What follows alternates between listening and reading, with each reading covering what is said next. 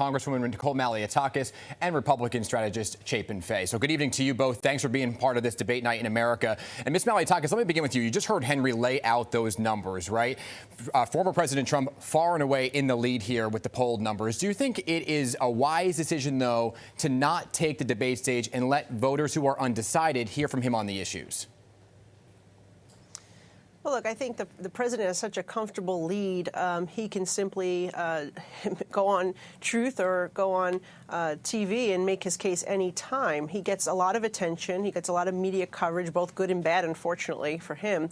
But the reality is that he has such a lead that unless one or two or three of the other candidates drop out, it's hard for anyone to consolidate and take him on. And so I guess him just not participating, it's worked for him so far, and I think he's just going to continue to do that, act as if he is the nominee already and not give much attention to these other candidates.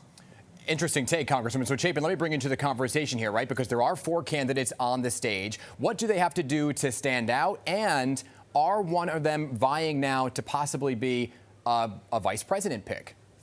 I think many, if not most of them, are vying to be a vice presidential pick. I think to some extent this is a race for second place here, cabinet official, something like that.